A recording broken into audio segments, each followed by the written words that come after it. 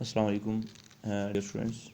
हमारे जो continuous main topic है साइनोबैक्टीरिया, उसका आज हमारे पास न्यू जीनस ऑफ डिस्कशन है नास्टक। साइनोबैक्टीरिया के अंदर इंक्लूड करता है ये भी नास्टक भी। इससे प्रीवियस जो हमने टॉपिक डिस्कस किया था उसके अंदर हमने ऑस्ट्रेटोरिया को डिस्कस किया था, उसकी complete systematic position, cell structure, thallus structure और उसके साथ उसके हमने रिप्रोडक्शन को डिस्कस किया था। इस तरीके से हम नास्टक को आज डिस्कस करते हैं कि इसकी सिस्टमेटिक अगर पोजीशन को देखें तो डोमेन इसकी भी बैक्टीरिया है। Division Cyanochloronta, class Cyanophyceae, order Nostocales, family Nostocaceae and genus नास्टक।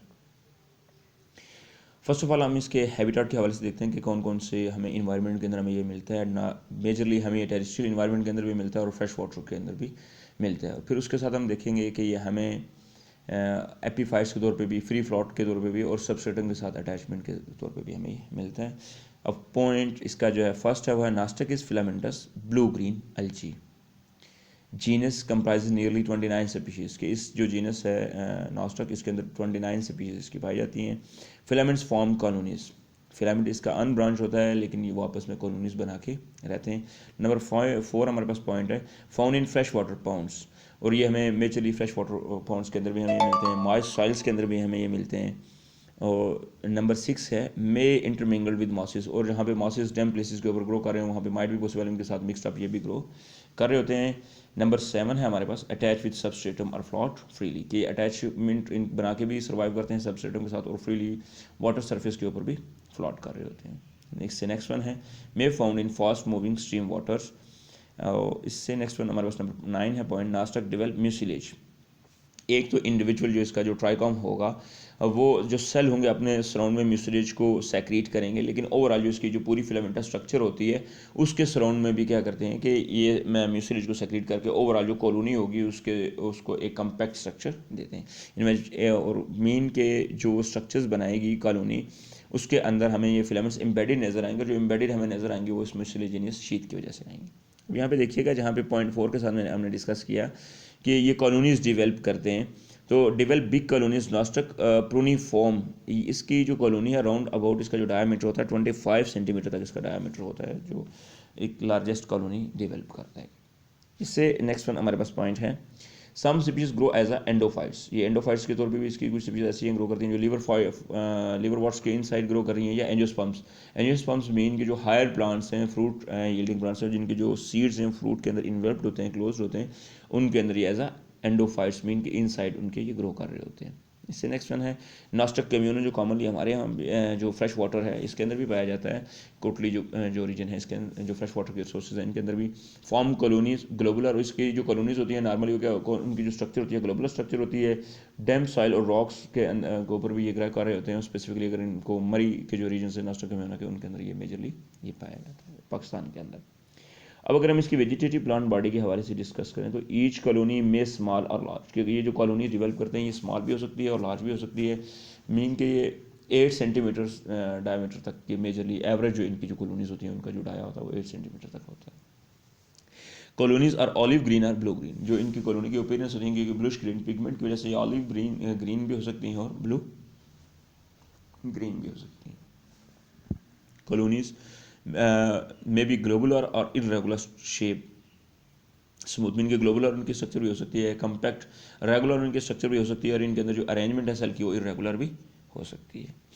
Each colony contain numerous filaments, और हर कॉलोनी के अंदर एक से ज़्यादा फिलामेंट्स प्रेजेंट होते हैं। ईच फिलामेंट कंट्रोडिड ट्राइक्रॉम, कि ईच जो उसके अंदर जो फिलामेंटल स्ट्रक्चर होगी वो ट्राइकॉम लीनियर सीरिएट स्ट्रक्चर डेवलप करेगा। वो अनब्रांच उसके अंदर फिलामेंट्स होंगे, फिलामेंट्स ब्रांच नहीं होंगे।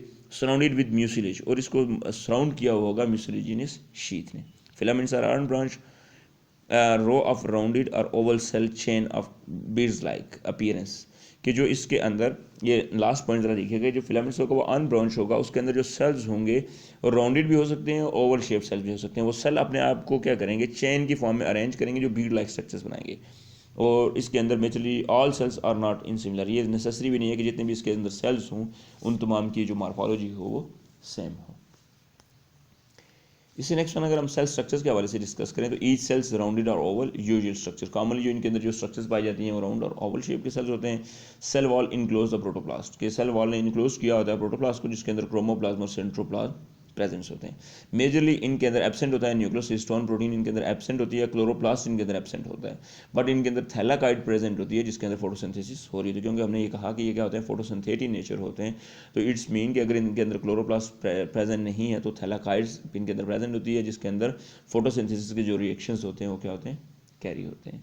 Unbranched thallus uniseriate spherical round shape होते हैं बट रिमेन इन ग्रुप्स। और ये जो यूनिसेरिएटेड जो स्ट्रक्चर होती है सेल की, ये चेन या बीड लाइक जो स्ट्रक्चर डेवलप कर रहे हैं वो ग्रुप की फॉर्म में करेंगे। क्योंकि ये यूकैरियोटिक नेचर है तो इट्स मीन इनके अंदर क्या हो रही होती है, फोटोसिंथेसिस हो रही होती है, और इसलिए हम इनको कौन से इंडिविजुअल कंसिडर करते हैं, ऑटोट्रॉफ्स कंसिडर करते हैं। इससे नेक्स्ट वन अगर हम इसकी रिप्रोडक्शन के हवाले से देखें कि reproduction is a mechanism in which organism increase their new generation और ऑफ स्प्रिंग्स। तो इसके अंदर जो मेजरली सेक्सुअल रिप्रोडक्शन एब्सेंट है, रिप्रोड्यूस करेंगे वेजिटेटिवली और या एयर सेक्सुअल रिप्रोडक्शन मेथड के थ्रू। फर्स्ट ऑफ ऑल इसके अंदर मेथड है फ्रेगमेंटेशन। इसको हमने प्रीवियस भी डिस्कस किया कि इसके अंदर फिलामेंटल स्ट्रक्चर होगी, वो फिलामेंट क्या करेगा, फ्रेगमेंट्स की फॉर्म में ब्रेक होगा, ब्रेक इनटू पीसेस फ्रेगमेंट्स और डेवलप इनटू न्यू इंडिविजुअल्स। और फिर जैसे उसको सूटेबल फेवरेबल कंडीशन मिलेंगी, जो फ्रेगमेंट ब्रेक हुए वो न्यू इंडिविजुअल के अंदर ग्रो कर जाएंगे और कंप्लीट एक न्यू इंडिविजुअल डेवलप होगा। सेकंड इसके अंदर हार्मोगोनिया है। फिलामेंट्स इसके अंदर भी जो प्रेजेंट होगा वो ब्रेक होगा हार्मोगोनिया के अंदर, लेकिन इसके अंदर जो फ्रेगमेंट ब्रेक हो रहा है वो किस वजह से हो रहा है कि वहाँ पे जो सेल मौजूद हैं, जो यूनिसेरिएट जो ब्रांच स्ट्रक्चर होंगी, उनमें से जो सेल प्रेजेंट है उनमें से किसी की अगर डेथ हो जाती है डिके ऑफ सेल की वजह से, अपीयरेंस ऑफ हेट्रोसिस्ट, तो वहाँ पे हेट्रोसिस्ट क्या होगी, अपीयर होगी। और ये जो हेट्रोसिस्ट की जो पोजीशन है ये टर्मिनल भी हो सकती है और इंटरकैलरी मीन के इन बिटवीन द सेल्स भी हो सकती है, और ये एक्सियल पोर्शन के ऊपर भी हो सकते हैं। लेकिन हार्मोगोनिया जनरली अगर कंडीशंस फेवरेबल हों तो जो नास्टक के अंदर मेजर जो रिप्रोडक्शन का मेथड है वो हार्मोगोनिया के थ्रू ही रिप्रोड्यूस करता है, generally grow by this method under favourable conditions के। अगर इसको कंडीशन फेवरेबल मिलेंगे तो जनरली इसी मेथड के थ्रू ग्रो करेगा। इससे नेक्स्ट वन हमारे पास है एकाइनेट्स और आर्थ्रोस्पोर्स, जिनको ये स्पोर्स भी कहते हैं, form during unfavourable conditions. Majorly इनका जो काम है ये बनेंगे कब, एकाइनेट्स इनके अंदर जब कंडीशंस फेवरेबल नहीं होंगी, अनफेवरेबल कंडीशंस होंगी या रिजर्व फूड मटेरियल की कंसंट्रेशन क्या होगी, हाई होगी, तो उस वक्त एकाइनेट्स और आर्थ्रोस्पोर्स बनेंगे। और इनको रेस्टिंग स्पोर्स भी कहा जाता है, क्योंकि जब ये अनफेवरेबल कंडीशंस के दौरान बन रहे हैं तो ये रेस्टिंग फेज के अंदर चले जाते हैं, और जब वंस अगेन सेल को फेवरेबल कंडीशंस मिलेंगे तो ये जर्मिनेट करेंगे और ग्रो करना स्टार्ट करेंगे।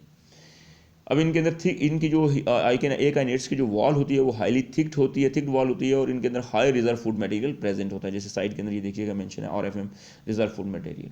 Develop usually endure cold, mean कि जब कंडीशंस क्या होंगी, स्वीर होंगी, कोल्ड इन्वायरमेंट होगा उस वक्त ये डेवलप होंगी। और इनके अंदर क्या होंगे, एंडोस्पोर्स डेवलप होंगे। Endospores mean in side the body, ये फिलामेंटल स्ट्रक्चर जो होगी उसके अंदर ही क्या हो जाएंगे, स्पोर्स की फॉर्म में डेवलप हो जाएंगे। Drought and other adverse conditions, under favourable condition resting spores undergo germination give rise to new filaments. और जैसे ही कंडीशन फेवरेबल होंगी तो जो सेल था जिसके सराउंड में स्पोर्स बन गए थे, थिक वॉल उसकी डेवलप हो गई थी, वो ब्रस्ट करेगी वॉल और ये जर्मिनेट करना स्टार्ट कर देंगे। नेक्स्ट वन हमारे पास मेथड है हिट्रोसिस्ट। डिफरेंट पॉइंट में included thick walled having polar nodules, they may germinate to produce new plants after separation। हिट्रोसिस्ट के अंदर क्या होगा, मेजरली तो इसका जो रोल है ये इसके अंदर नाइट्रोजन फिक्सेशन के अंदर रोल है। हिट्रोसिस्ट ये अनकलर्ड जो पोर्शन होता है, इसके बारे में भी हमने प्रीवियस लेक्चर्स के अंदर डिस्कस किया है। और मेजरली इसका जो फंक्शन होता है कि इसके अंदर भी थिक वॉल प्रेजेंट होती है, लेकिन ये कलरलेस होते हैं, और इनका जो काम फंक्शन होता है वो नाइट्रोजन फिक्सेशन के रिलेटेड होता है। लेकिन जब हिट्रोसिस्ट डेवलप होती है और वंस अगेन अगर इसके अंदर को कंडीशन फेवरेबल मिलती हैं तो इस मेथड के थ्रू भी क्या कर सकते हैं, हिट्रोसिस्ट से न्यू इंडिविजुअल जर्मिनेट कर सकते हैं।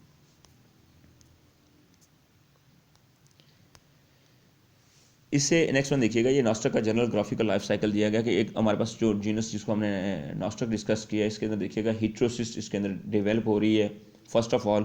और हिट्रोसिस्ट मेजरली इनके अंदर डेवलप होती है, कलरलेस पोर्शन है, लेकिन इसका रोल किसके अंदर होगा, नाइट्रोजन फिक्सेशन के अंदर होगा।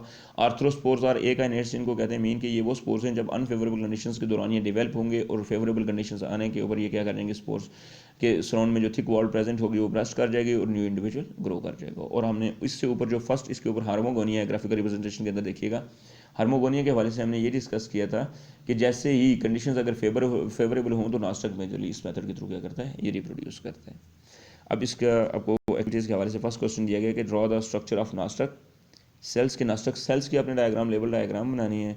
सेकंड क्वेश्चन है draw the diagram of method through which Nostoc reproduce, के जिन मेथड्स के थ्रू ये रिप्रोड्यूस होता है जो हमने प्रीवियस डिस्कस किए हैं, इसके आपने कंप्लीट एक लेबल डायग्राम बनानी है। ओवरऑल जिस तरीके से ऊपर आपको नास्टा का जर्नल जोग्राफिकल लाइफ साइकिल दिया गया, इसी तरीके से अपनी उसकी लाइफ साइकिल डिफरेंट स्टेजेस को लेबल करके उसको मेंशन करना है आपने। और इस टॉपिक के रिलेटेड अगर किसी का कोई क्वेश्चन है तो आप वो कंसल्ट कर सकते हैं। इससे रिलेटेड हमारे पास जो नेक्स्ट जीनस है जिसको हमने डिस्कस करना हुआ एनाबीना, और फिर उसके बाद हम इनका देखेंगे ओवरऑल जो रोल है नाइट्रोजन फिक्सेशन के अंदर या बायो फर्टिलाइजर्स के तौर पे जो रोल है वो हम इंशाल्लाह कंसल्ट करेंगे।